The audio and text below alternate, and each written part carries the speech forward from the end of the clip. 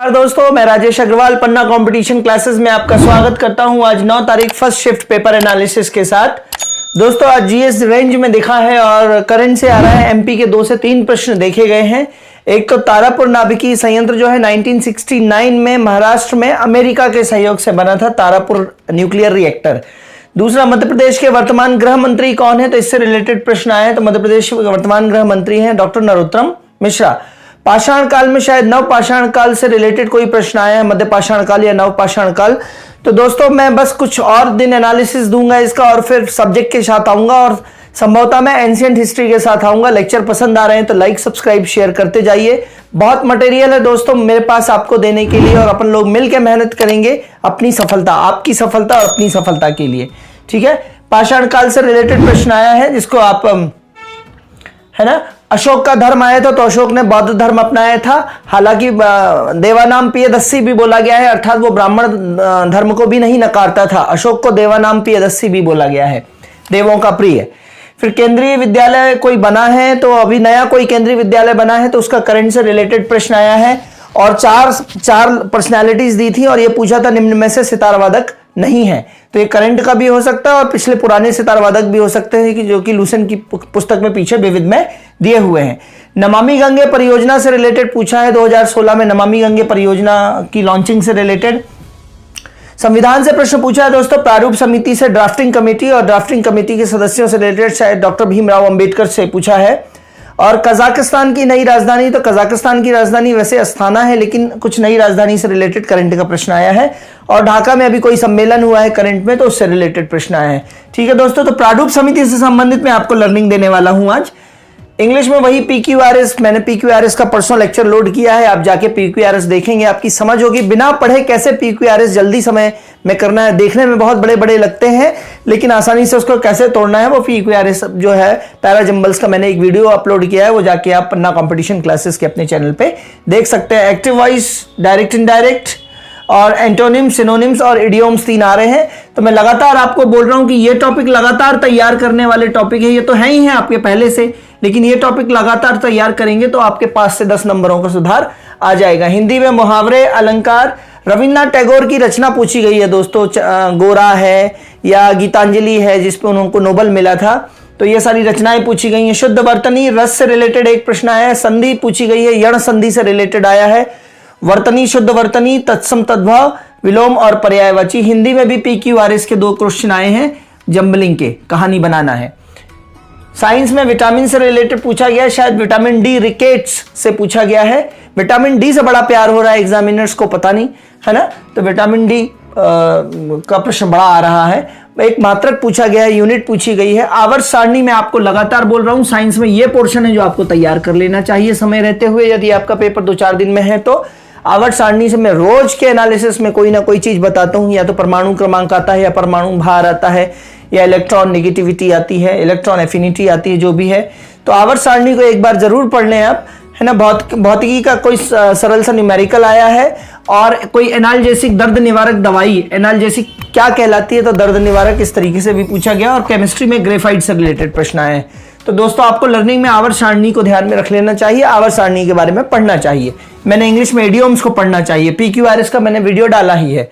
ठीक है, मैनेजमेंट में विपणन, मार्केटिंग से लगातार प्रश्न आ रहे हैं। शुरुआती लेक्चर्स जो अपने पन्ना कंपटीशन क्लासेस के हैं वो लेक्चर्स पढ़िए, आपको विपणन पूरा समझ में आ जाएगा ना। मार्केटिंग मिक्स पढ़िए, प्रोडक्ट, प्राइस, प्लेस और प्रमोशन। सर्विस में यही 4 P जो होते हैं वो 7 P हो जाते हैं। किस तरीके से सब कुछ दिया है वो अपने मैनेजमेंट के लेक्चर्स में जाके आप पढ़ सकते हैं। 10-10 मिनट के लेक्चर्स हैं दोस्तों। पीडीएफ के लिए मुझे 9827580344 पर आप मैसेज कर सकते हैं, तो आपको कुछ नॉमिनल चार्जेस पे पीडीएफ भी मिल जाएगी। और उस पीडीएफ को देख देख के लगातार आप लेक्चर फटाफट पढ़ते जाइए दोस्तों। इतना सरल और टाइम सेविंग है मैनेजमेंट कि आपको जो यहाँ पे पीक्यूआरएस में बहुत समय लग रहा है, मैथ्स रीजनिंग के बहुत समय, ये कंपनसेट कर देगा दोस्तों। इस पे ध्यान नहीं दे रहे हैं बच्चे, ये कंपनसेट कर देगा।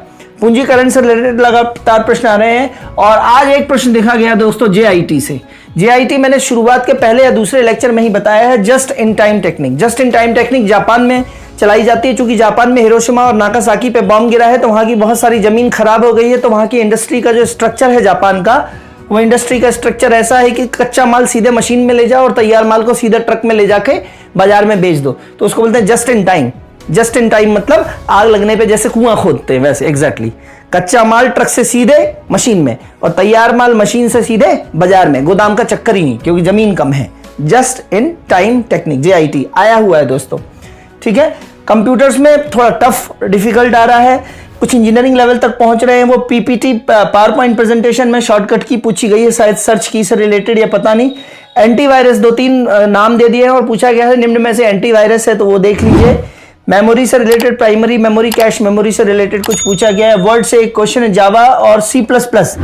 जावा और C++ से मिला के 3 प्रश्न आए हैं लैंग्वेज से, और कंप्यूटर को बंद करने से संबंधित है कि किसमें पावर सप्लाई नहीं बहता है, इस तरीके से कोई प्रश्न आया है, ठीक है। मैथ्स में अब मिश्रण से प्रश्न आने लगे हैं दोस्तों अच्छे, तो ये टॉपिक आपको तैयार करना चाहिए। कार्य समय से पहले से ही आ रहे हैं। Simple interest, compound interest, profit and loss से अच्छे प्रश्न आ रहे हैं। परसेंटेज से आ रहे हैं। पाई चार्ट फिर से आ जाया है दोस्तों। अनुपात औसत से भी आया है और ज्योमेट्री से भी आया है।